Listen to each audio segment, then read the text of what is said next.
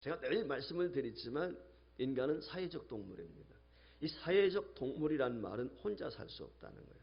즉 관계 속에 살아가는 것이죠. 그래서 인간은 관계입니다.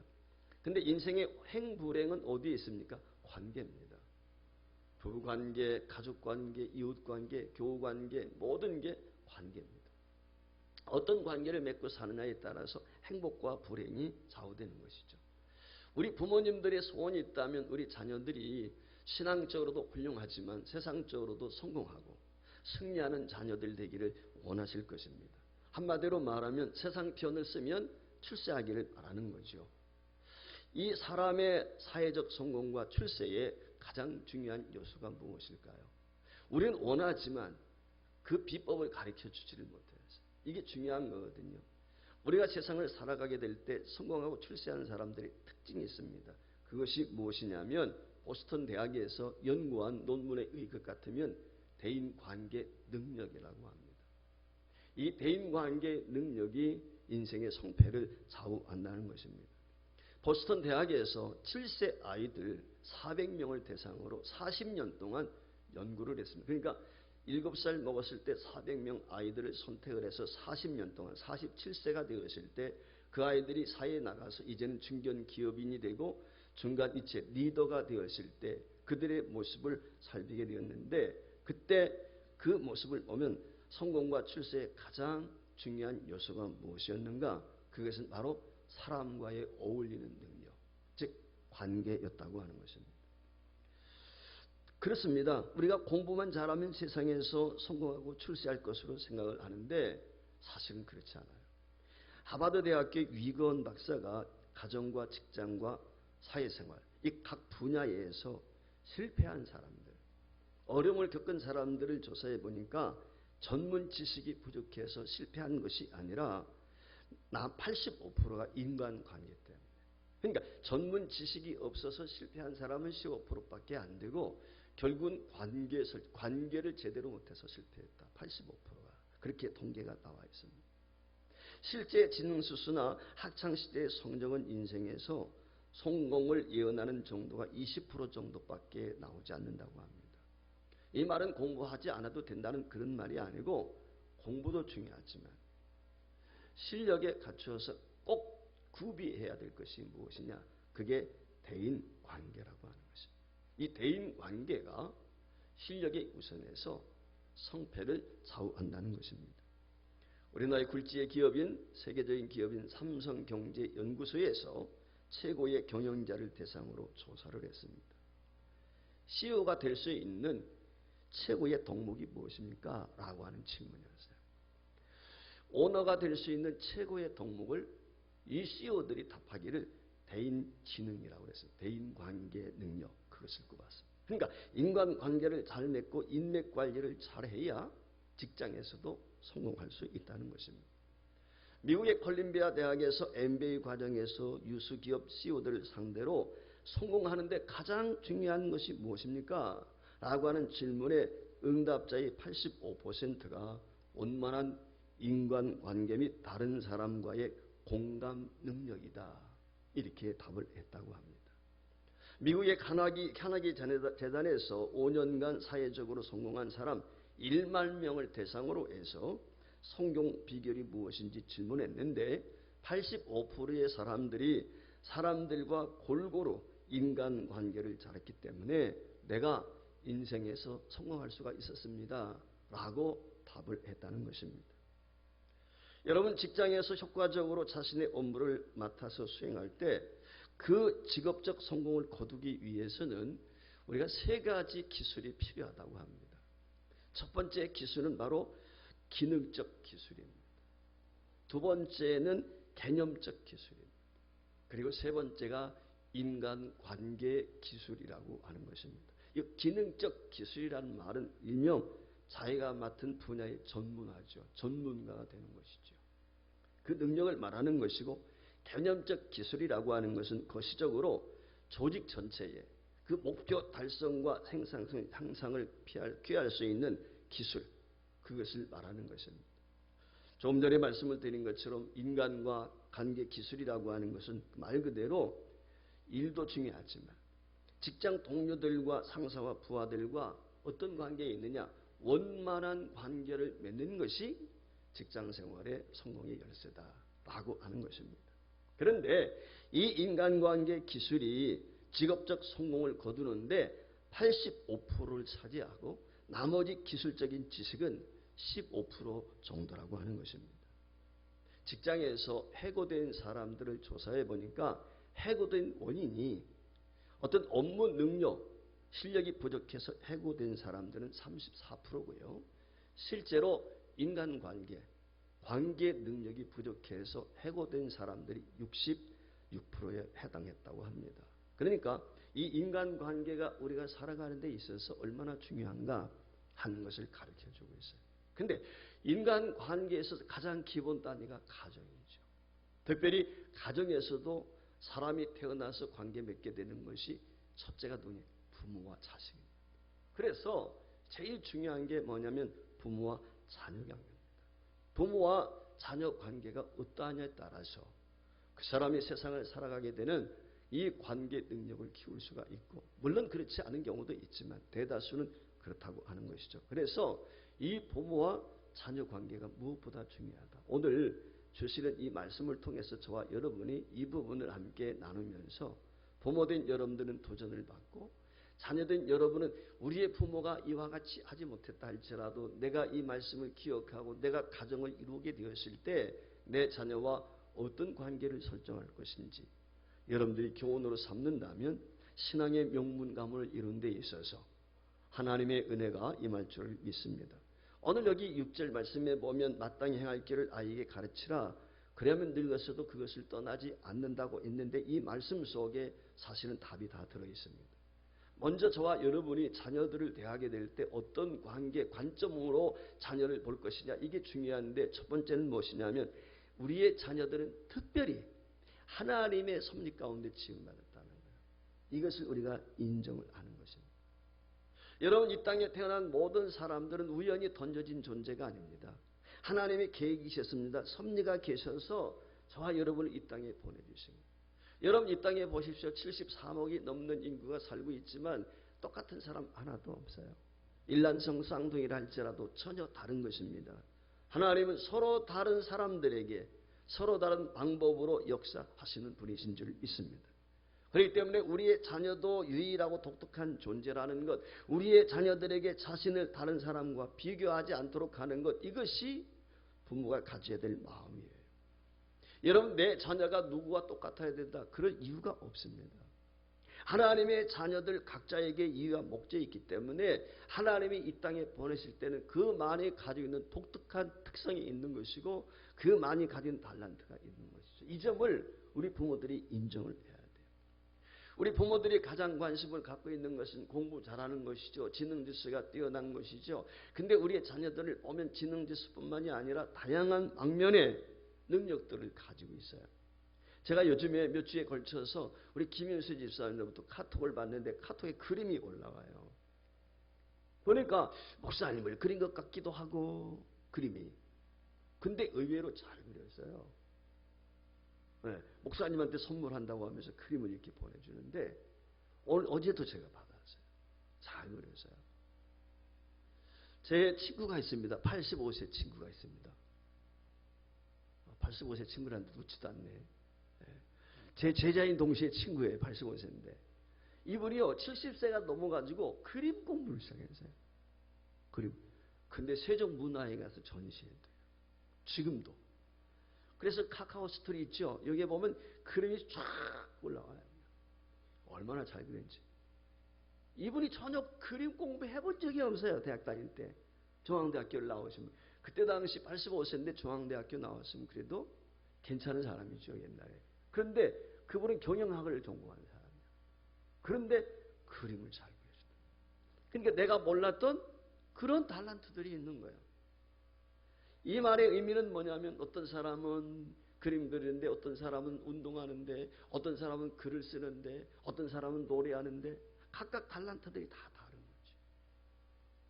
어떤 사람은 리더십이 탁월한 사람이 있어요. 어떤 친구는요 사람들과 관계를 잘하는 거예요. 이 모든 것들이 뭐냐면 그 사람의 기술이에요. 능력이에요. 우리 교회 가운데도 이 주의 공방이 있는데 주남희 집사님 보시면 이 손으로 만드는 걸 잘하더라고요. 여러분들 비전센터 가다 보면 거기 병아리 이렇게 짜는 거 있죠. 그게 다 손수 만든 거든 집사님. 근데 이런 손재주가 있는 사람들이, 제가 아는 목사님이 있는데 이 목사님은 컴퓨터도 최사양, 최고사양, 최고 좋은 것 같다. 며칠 전에도 만났는데 핸드폰도 갤럭시 뭐 제일 좋은 거. 근데 이 사람은요 문외한이야. 제일 좋은 거 가지고 있는데 사용할 줄을 몰라. 컴퓨터도 가면은 종종 제가 이제 컴퓨터도 봐주고 뭣도 깔아주고 그럽니다. 저도 못하지만. 그런데 이분이 참 똑똑한 분이거든요. 공부도 잘하고. 근데 기계치야 기계치. 기계에 대해서는 잘 모르는 거예요. 그러니까 탤런트가 다 달라요. 이처럼 지능지수라고 하는 것은 다양한 영역 중 어느 한 부분을 나타내는 수치일 뿐이에요. 모든 영역에서 다 잘할 수가 없는 거예요. 여러분 아시는 것처럼 아인슈타인 천재죠. 근데 그가 초등학교 과정 다닐 때 학교를 중퇴했잖아요. 왜? 수학을 너무 못하니까. 엄마가 걱정했다고 그랬잖아요. 여러분 아시는 것처럼 빌 게이츠라고 하는 분 컴퓨터. 여러분 얼마나 이 대가입니까? 그런데 이 사람은요. 수줍을 너무 타가지고 사람들 앞에 나서지를 못했다고 그래요. 그러니 얼마나 걱정했겠어요. 그런데 그 엄마와 부모님의 그 도움과 헌신을 통해서 그들이 탁월한 인재들이 되었다는 것이죠. 오늘날 수많은 부모들은 자신의 입장에서 자녀의 미래를 생각하는 실수를 종종 범할 때가 있습니다. 어느 부모님들은 자녀들이 자신이 생각한 것처럼 생각하고 자신이 행동하는 것처럼 해주기를 바라요. 이게 참 잘못된 거거든요. 우리가 명심해야 될 것은 뭐냐면 자녀들에게 나를 닮아라고 강요해서는 안 돼요. 그 자녀들이 가지고 있는 독특성을 인정해 주는 것입니다. 바울 사도도 보면 고린도전서 13장 5절 말씀에서 사랑은 자신의 뜻을 강요하지 않는 거예요. 사랑이 무엇입니까? 사랑은 이기적인 게 아니고 이타적인 거거든요. 앞에 사랑은 주는 거예요. 엄마의 사랑이 그렇잖아요. 갈라디아서 6장 4절 말씀에 보면 각 사람은 자기 자신의 일을 살피고 다른 사람들과 비교하지 말 것을 우리에게 가르쳐주고 있어요. 하나님은 우리의 자녀들을 자신의 복사품으로 만드는 것을 기뻐하지 않습니다.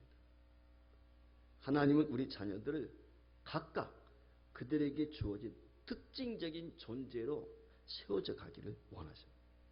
따라서 우리 자녀들이, 우리 부모들이 자녀들에게 관심과 재능과 목적이 다르다는 것을 서로 이해해야 돼요. 동일할 수가 없단 말이죠. 자, 오늘 여기 본문 말씀에 보면은 마땅히 행할 것을 아이에게 가르치라. 여기 마땅히 행할 것을 아이에게 가르치라고 하는 이 말, 이게 중요한데, 마땅히 가야만 하는, 행한다는 것은 가는 길이죠. 걷는 길이요. 그걸 자녀들에게 훈련하라. 그렇게 오늘 여기 이야기하고 있습니다. 이 말은 자녀의 소질과 재능과 달란트에 맞는 그 훈련이 필요하다. 그렇기 때문에 이 말씀 그대로 받아들이면 우리가 자녀들의 특권 뭡니까? 재능이 뭔지, 달란트가 뭔지, 부모에게 제일 중요한 건 뭐냐면 그거 살펴보는 거예요. 우리 아이가 미술을 잘하는지, 소질이 있는지, 음악에 소질이 있는지, 수학에 이걸 살펴서 서포터 해주는 것이죠. 그것을 개발할 수 있도록 도와주는 거죠. 그게 중요한 거죠. 만약 음악에 소질이 있다면 음악가로, 운동에 소질이 있으면 운동선수로 잘 서포터 해주라. 그래서 자녀들의 재능과 능력을 개발시키고 발전시키는 시작점이 무엇이냐면 우리가 자녀들의 차이점을 인정하는 데서부터 출발하는 거예요. 형과 동생이 있단 말이죠. 형과 동생은 다르다. 형은 공부 잘해. 동생은 공부 못할 수 있어요. 근데 다른 걸 인정하는 그 순간 동생에게서 공부가 아닌 다른 것을 볼 수가 있죠. 그것이 예능이 될 수도 있고 그것이 체육이 될 수도 있고 만드는 것이 될 수도 있고 아니면은 여러 가지 기술적인 것이 될 수도 있고 그걸 우리가 인정을 해야 돼. 이 점을 여러분들이 이해하시길 바랍니다. 두 번째, 우리 자녀들과의 관계에서 관계 설정이 중요한 것은 뭐냐? 책임감 있는 자녀가 되도록 믿고 신뢰하는 것입니다. 책임감은 깊은 관계를 맺으려면 그것을 밀어주고 신뢰하는 것이 중요합니다. 여러분, 내가 누군가에게 일을 맡기게 될 때 이 믿음이 없으면 맡길 수가 없죠. 여러분들이 거래처 관계도 그렇잖아요. 어떤 것을 물건을 만들어 달라고 맨날 며칠까지 만들어 주시오 라고 했을 때 그 신뢰가 갈 때 거기에 위탁하는 것이죠. 똑같은 거예요. 그러니까 자녀들에게 중요한 것이 무엇이냐면 부모가 이와 같은 믿음과 신뢰를 주는 것입니다. 그것이 조그만 것이라 알지라도. 그래서 부모가 자녀에게 어떤 책임감을 부여하고 신뢰를 하게 될 때 자녀들이 책임의식을 가지고 자라는 거죠. 누가복음 16장 10절 말씀에 보면 예수님께서 이런 말씀을 했어요. 지극히 작은 것에 충성된 자는 큰 것에도 충성되고 지극히 작은 것에 불의한 자는 큰 것에도 불의하다 그랬어요. 이 말의 의미가 뭐냐면 우리가 사소한 것 보잘것없는 것이지만 자녀들에게 이 의식을 심어주는 것이 중요한 작은 것이라 할지라도 책임감을 가지고 살 수 있도록 아이들에게 부여하는 것입니다. 스스로 생각하기에 자격이 없고 부족하다고 생각함에도 불구하고 다른 사람이 나를 믿고 신뢰해 줄 때 우리는 책임감을 느끼게 되고 책임감을 배울 수가 있는 것이죠. 여기서 중요한 것이 뭐냐면 부모의 지나친 보호는 자녀들로 하여금 신뢰감을 무너뜨려. 왜 부모가 자녀를 자꾸 보호하려고 그래요? 어리다고 생각하기 때문에, 못한다고 생각하기 때문에 자꾸 도와주려고 하는 것이죠. 그러다 보니 이 자녀는 성장해 가면서 내가 할 수 있는데 이런 생각이 들거든요. 그래서 부모들을 밀어내게 되는 것입니다. 즉 거절 감정이 생기는 거예요. 수용하기보다는. 우리의 자녀들을 지나치게 보호하고 간섭하는 것은 그들을 신뢰하지 못하고 스스로 해결할 수 없다는 그들에 대한 불신과 표현인 거예요. 사실은. 이 점을 우리가 인식을 해야 돼요. 그렇기 때문에 지나친 보호는 자녀들이 스스로 할 수 있다고 생각할 때 자신을 주지 못하고 오히려 거절 감정을 갖게 된다는 거예요. 우리 자녀들에게 모든 걸 위탁하고 맡기고 신뢰하고 가면 실수할 때 있죠.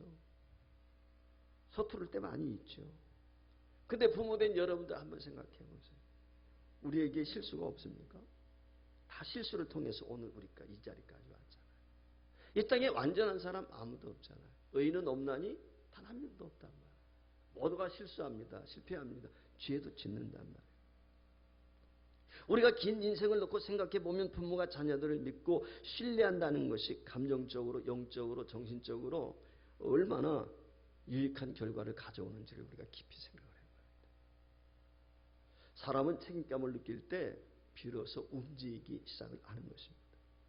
특별히 청소년 자녀를 둔 여러분들이 오늘 이 말씀을 꼭 기억하시길 바라는데 자녀들은요 스스로 책임감을 느낄 때 성장하는 것입니다. 책임감을 느낄 때 거기에 발전이 있습니다. 내가 이 일을 감당해야지. 그 책임감을 갖게 될 때 자기 개발을 하는 것이고 그 책임감을 갖게 될 때 자기 개성과 기술을 향상시킬 수가 있는 것이죠. 근데 부모가 다 간섭하고 다 해주게 되면 그런 재능이 있는데도 개발이 안 되는 거예요. 그렇기 때문에 신뢰하는 것, 믿어주는 것이 이렇게 중요한 것입니다. 따라서 자녀들에게 책임감을 심어주고 그들에게 맡길 것을 맡기는 거예요. 그들 스스로 결정하도록 위임하는 거예요. 때는 우리가 자녀들에게 책임의식과 힘을 함께 믿어주고 신뢰하게 될 때 그 자녀들이 가지고 있는 인성이라든지 달란트 이런 것들이 활짝 꽃피울 수가 있다는 것을 기억하십시오. 미국의 저명한 학자로서 가정에 대해서 여러 권의 책을 집필한 핸드릭슨 목사님이 계십니다. 이 핸드릭슨 목사님이 수천 명의 부모들과 인터뷰를 한 그들이 가장 후회하는 것이 무엇인가? 인터뷰를 하게 되었을 때 이구동성으로 부모님들이 하는 이야기, 그 이야기를 이분이 이렇게 전했어요. 만약 내가 다시 자녀를 키우게 된다면 내가 자녀를 위해서 하는 것보다 그들 스스로 더 많은 것을 하도록 하겠다. 자기 스스로 믿고 신뢰하는 방법을 배우도록 가르치겠다. 이게 굉장히 중요한 건데 자녀들은 믿고 신뢰하는 거예요. 서투르지요. 실수가 있죠. 그래도 믿어주는 거예요. 사실 우리는 어릴 때 아이들을 믿어주잖아요. 근데 아이들이 철들면서 부모들이 안 믿어요. 자, 보세요. 우리 아이들이 엎어질 때 그거 엎어지는 거 안고 일어설 때 실패가 얼마나 많아요. 일어서려고 발버둥치고 수십 번 수백 번 하고 일어서요. 근데 막 응원해 주나요. 실패했다고 너 왜 못했나고 안 하잖아요. 박수 쳐주잖아요. 한 발짝을 떼어보세요. 얼마나 박수. 근데 한 발짝을 떼는 게 많은 실패를 통해서. 그런데 이제 마음대로 걸어다니고 활동하게 될 때는 그때는 그걸 안 해줘요. 격려와 박수를 안 해주고 혼내하고 못하게 하고 간섭하고 이런단 말이죠. 이게 잘못된 거죠. 그래서 자녀들로 하여금 위임할 건 위임해서 그것을 위임받았을 때 위임받은 사람에게는 책임감이 있잖아요. 책임감. 내가 이건 감당해야 돼. 그 책임감 의식, 책임 의식을 느낄 때 자기를 개발하게 되고 그 책임감을 감당하기 위해서 힘을 기르게 되는 것이죠. 그래서 믿고 신뢰해줘라. 이게 부모와 자녀의 두 번째. 세 번째, 부모의 관계에서 중요한 것이 무엇이냐? 그것은 자녀로 하여금 높은 기대감을 갖도록 하는 거예요. 이게 중요합니다. 시편 139편 13절 14절 말씀에 보면 각 사람에 대한 가치에 대해서 말씀을 하고 있는데 주께서 내 심장을 내 내장을 지으시며 나이 못해서 나를 만드셨나이다. 내가 주께 감사함은 나를 지으시며 심히 기묘하심이라. 주께서 하시는 일이 기이함을 내 영혼이 잘 아나이다 그랬어요. 성경은 어느 누구도 목적 없이 세상에 태어나지 않는다고 분명히 가르쳐주고 있습니다. 어느 누구도 서두에 말씀을 드린 것처럼 우연히 던져진 존재가 아닙니다. 엄마 아빠가 실수해서 태어난 것 아니에요. 설령 그렇다 할지라도 하나님께서는 내가 이 땅에 태어나게 될 땐 만세전부터 작정하셨어요. 나를 구원하시기로 예정하셨어요. 부르셔서 하나님의 자녀로 인쳐주셨어요. 하나님의 형상대로 저와 지음을 받았단 말이에요. 여러분. 거기에 특별한 목적이 있다는 거예요. 그래서 우리 자녀들에게 첫 번째 해야 될 것이 뭐냐면 높은 자존감을 갖도록 도와주는 거예요. 제가 늘 자만하고는 달라요. 교만하고는 달라요. 자존감이라고 하는 나의 나됨을 바로 인식할 때 기죽지 않는 거예요. 이게 자존감인 것입니다. 성경은 우리가 세상에 태어나기 전에 하나님께서 우리를 놀라운 존재로 만드셨다고 이야기하지 않습니까? 어머니 안에 있을 때, 우리 태중에 있을 때 그때부터 내 모양이 만들어지기 이전부터 하나님께서는 저와 여러분에 대한 계획이 있었습니다. 뜻이 있었다는 거예요. 모든 재능과 달란트, 능력 다 그때 하나님이 예정하셨어요. 어쩌면 우리의 수완까지도 다 하나님이 작정하셨습니다. 저와 여러분에 대한 설계도 각 개인이 가지고 있는 인생에 대한 밑그림을 다 주님이 우리가 모태에 있을 때 이미 만들어지기 이전에 지음을 받기 이전에 주님이 계획하셨다. 설계도, 인생 설계도를 하나님이 나름대로 다 하신 거예요. 모든 아이들은 하나님의 위대한 경륜에 따라서 우리의 자녀들이 여러분과 함께 여러분들도 마찬가지로 이 땅에 태어난 줄 믿습니다. 따라서 우리의 자녀들은 하나님의 계획 아래 있다. 하나님의 섭리 가운데 있다. 하나님의 주권 속에 있다. 이걸 오늘 우리가 아이들에게 인식을 시켜. 즉 이 말의 의미는 뭐냐면 너는 특별한 존재야 라고 하는 거예요.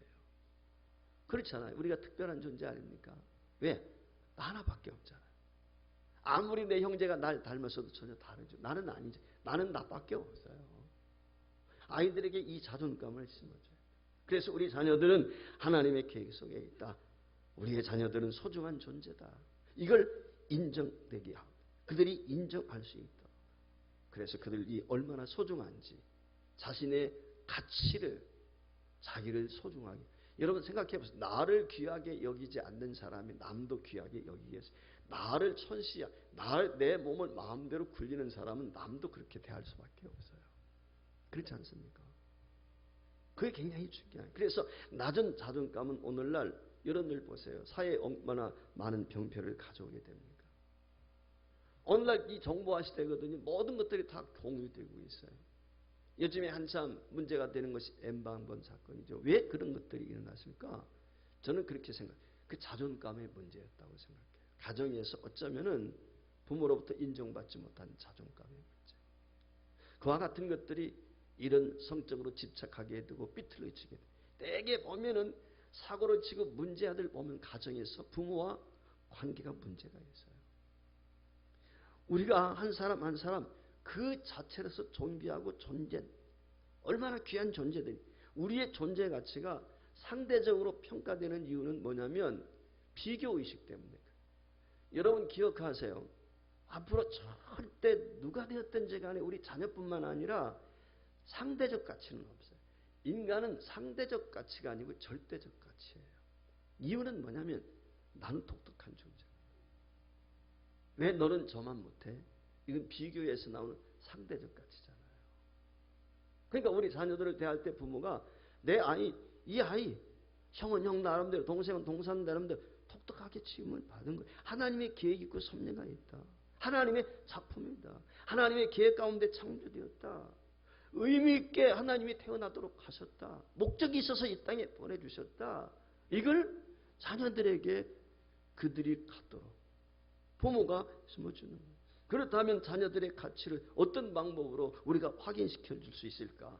자녀들을 최상의 가치로 인정하는 것은 다른 데 있지 않아요. 격려와 칭찬. 격려와 칭찬해 주는 것이 그 자녀로 하여금 자존감을 갖도록 하는 거예요. 저도 잘못하지만 부모들은 자녀들을 향한 우리의 기대가 자녀들의 성공적인 인생에 막대한 영향을 준다는 사실을 잊지 말아야 돼요. 사람이 격려와 칭찬을 받게 되면 자녀들은 기대 이상의, 기대 수준 이상의 능력을 발휘해야 돼요. 여러분들 잘 아시는 것처럼 뭡니까? 이 하버드 대학의 심리학던 감자했던 로젠탈 박사가 주장했던 여러분들 피그말리온 효과를 아시죠? 이게 무엇입니까? 피그말리온 효과라고 하는 것이 그거의 어떤 유치원에서 원장 선생님이 아이들 시험을 봤어요. 예를 들면 시험을 보고 나서 그 아이들 가운데 몇 명을 뽑아서 어떤 담임 선생님에게 맡겼는데 그 담임 선생님이 성적표를 보여주었어요. 그 성적표를 보니까 아이들이 우수한 거예요. 그래서 선생님이 그 아이들을 지도를 하는 거예요. 1년 동안 지도하고 나서 그 이듬해 이제 그 아이들이 어떻게 성적이 향상됐는가 그걸 검사를 하는 건데 선생님이 받았을 때 이 아이들이 우수한 아이들로 인정을 해서 성적표에 그렇게 나타났으니까 그래서 그 아이들을 대하게 될 때 선생님의 표정이라든지 말이라든지 상대하는 것이 이 아이가 공부를 잘하는 아이니까 아무래도 그렇잖아요. 우리 선생님들도 여기 계시지만은 그러니까 선생님의 얼굴 표정이나 대하는 것들이 그 아이의 성적을 인정하고 그 아이의 성적 향상을 위해서 그렇게 노력을 했단 말이에요. 그리고 나서 1년 후에 그 아이들의 성적이 어느 정도 향상되었는가 보니까 이 아이들이 성적이 올라서요. 그런데 놀라운 사실은 이 아이들이 1년 전에 선생님이 보여주었던 성적표는 가짜였어요. 실상은 중정도밖에 되지 않는 거예요. 아이들의 성적이. 그런데 선생님이 이 아이들의 실력을 상인 줄 알고 그렇게 대우했더니 이 아이들이 어떤 생각을 갖는 선생님이 나에 대해서 내가 상인 줄 알고 나를 그렇게 지도하게 줬기 때문에 그 아이들이 책임감을 가지고 열심히 공부했다는 거예요. 반응을 보였다는 거예요. 이게 피그말리온 효과라는 거예요. 로젠탈 효과라고도 하는 거죠. 이 말의 의미가 무엇이냐면 우리에게 주는 도전이 중요한 거예요. 다 잘할 수 있어요. 그러니까 부모들이 자녀들을 할 때 이게 중요한 거예요. 자녀들에게 너는 왜 그 모양 그 꼴이야. 이게 아니고 너는 할 수 있어. 격려해주고 칭찬해주는 거예요. 자신감을 키워주는 거예요. 자신감을 가르쳐주는 것, 자신감을 기르는 이건 그런데요 가르쳐서 되는 게 아니에요. 가르친다고 되지 않는다. 경험을 통해서 생성되는 거예요. 이 점을 우리가 명심을 해요. 그 경험을 통해서 생성되어질 때 중요한 게 뭐냐면 부모의 태도란 말이죠. 부모가 자녀에게 어떻게 대하는가, 어떤 관계를 가지고 있는가, 자녀들이 어떤 사람이 되기를 원하는가, 여러분들이 기대하고 소망하는 그런 사람이 되기 위해서는 여러분들이 어떻게 높은 자존감을 갖도록 자녀들을 격려하고 칭찬해 주는 게 중요해요. 두 번째 중요한 것은 뭐냐면 우리 아이들에게 자존감을 갖도록 하기 위해서는 애정 어린 관심을 가지고 돌보는 것이 중요합니다. 먼저 부모가 자녀들에게 관심을 갖게 되는 것을 확인시켜 주는 것이 필요합니다. 자녀들에게 관심을 갖게 될 때 우리의 자녀들은 자신들의 가치를 확인하게 되는 것입니다. 코넬 대학에서 한 가지 조사를 했는데 학교에 입학하기 전 1살에서 5살짜리 아이들에게 도청장비 비슷한 유사한 기계를 부착을 시켰어요. 그리고 그 아이들이 아버지와 대화하는 내용과 시간을 하루 단위로 이렇게 기록을 했습니다. 그런데 그 검사한 기록을 보니까 아버지와 아이가 직접 대화하는 시간이 하루에 여러분들 자녀들은 여러분 아버지와 어느 정도 아버지 된 여러분들은 여러분 자녀와 어느 정도 대화를 나누는지요. 놀라지 마세요. 37.7초였습니다. 37.7초. 37분이 아니고 37.7초. 이건 뭐 미국이나 우리나라에 좀 다를까요? 별반 없으라고 생각해요. 별 보고 출근해서 달 보고 들어온단 말이죠, 아버들이. 그러니까 아이들과 대화 나눌 시간이 없죠. 네. 만약 여러분들이 사랑한다면 어떻게 하겠어요? 어떤 방법을 동원해서든지 그 사랑을 표현하지 않겠습니까? 여러분 자녀들 사랑하지 않습니까? 그렇다면 그 자녀들에게 우리 자녀들이 사랑을 필요로 한다는 것을 그 자녀들이 느낄 수 있도록 때로는 격려도 해줘야 되고 어깨도 두드러주는 것이고 한 번도 품어도 주고 악수도 해주고 그렇잖아요. 엄마들하고 딸들은 저는 늘 그게 정상이라고 생각해요. 팔짱 끼고 시장도 가고 데이트도 하고 쇼핑도 하고 아버지와 아들은 목욕도 좀 같이 가고 그래야 되는 거 아닙니까? 등도 좀 밀어주고 말이죠. 그렇지 않겠어요? 여러분들은 어떠세요? 사랑한다고 말하는 것만으로 충분하지 않아요. 자녀들이 당신의 사랑을 부모의 사랑을 느낄 수 있도록 우리 행동이 야 아버지는 날 진짜 사랑한다. 저도 잘못하지만 이게 우리가 해야 될 일이기 때문에 야 엄마는 정말 날 사랑해. 아이들이 느끼고 알거든요. 혼을 내더라도. 이게 중요한 거예요.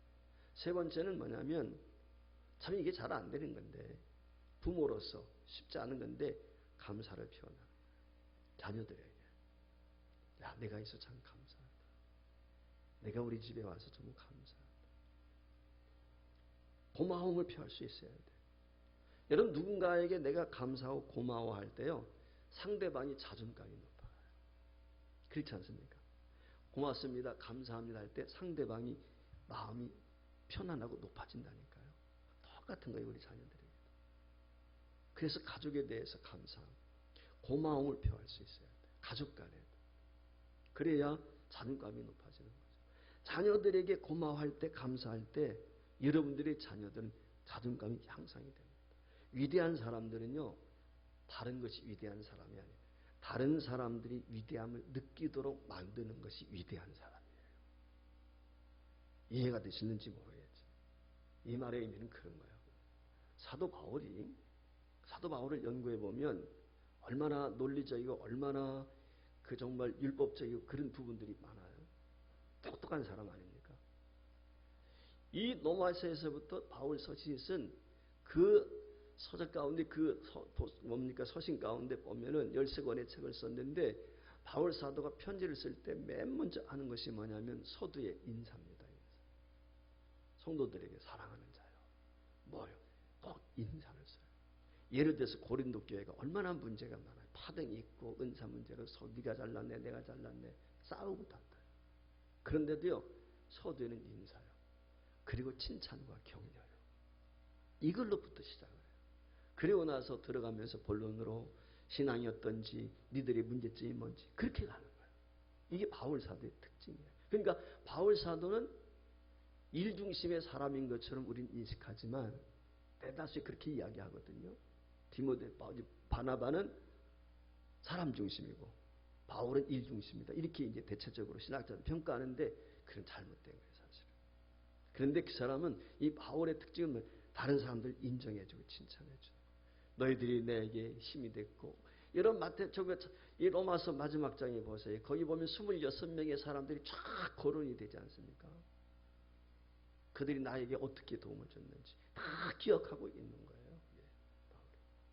이게 굉장히 중요해요. 오늘 우리 부모들이 자녀들을 씩씩하고 아름답게 건강하게 모습으로 자라가기 위해서 중요한 게 뭐냐면 격려해 주는 거예요. 조그만 것도 아주 여러분들이 과할 정도로 예를 들어서 시험 왔는데 1점 올랐어. 야 1점이나 올랐어. 그러면서 좀 이렇게 좀 해줘야 이게 이것도 공부한 거야. 이러면 끝난 거예요. 이제. 끝난 거예요.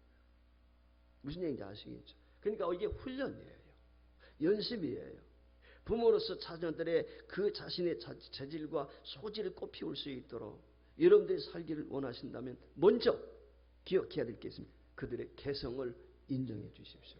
그들이 독특한 존재라고 하는 거예요. 이걸 여러분들이 인정해 줘요. 더불어서 그들로 하여금 책임감을 가지고 살아갈 수 있도록 책임을 부여하십시오. 거기에는 신뢰가 전제되는 것이죠. 더 나아가서 자녀들을 궁극적으로 생각하고 궁극적으로 여러분들이 기대하시길 바랍니다. 잘 잡아주시길 바랍니다. 무엇보다도 비난하거나 동시에 비교하는 방법은 좋지 않습니다. 그와 같은 것들은 가급적이면 우리가 조심해야 되는 것이죠. 특별히 실수할 수 있고 아이들이 잘못할 수 있을 때 절대로 포기하지 마십니다. 어떤 경우에도 여러분 생각해 보세요. 하나님이 나를 포기했다면 어떻게 될까? 우리가 죄악 중에 있을 때 그렇지 않습니까? 하나님은 우리를 한 번도 포기해 보신 적이 없어요. 한 번도. 하나님은 어제나 오늘 영원토록 저와 여러분에 대해 관심을 갖고 있습니다. 영상 하나 보시겠습니다.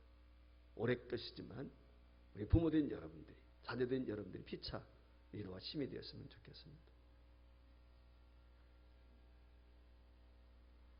Kevin Durant, member of the Oklahoma City Thunder. You are the NBA most valuable player. Congratulations. I wouldn't be here without you guys, And last, my mom.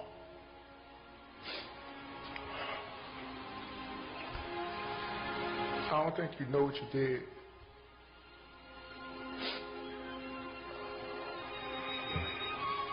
You had my brother when you were 18 years old. 3 years later, I came out. We were stacked. The odds were stacked against us.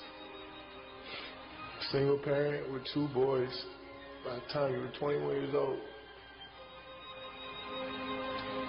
Everybody told us we weren't supposed to be here. We moved from apartment to apartment by ourselves. One of the best memories I had is when we moved into our first apartment. No bed, no furniture, and we just all sat in the living room and just hugged each other. Because that's what we thought we made it. And when something good happens to you, I don't know about you guys, but I tend to look back to what brought me here. And you wake me up in the middle of the night in the summer times, making me run up a hill, making me do push-ups, screaming at me from the sideline of my games at 8 or 9 years old. We wasn't supposed to be here. You made us believe. You kept us off the street, put clothes on our backs, food on the table. When you didn't eat, you made sure we ate. You went to sleep hungry. You sacrificed for us. You're the real MVP.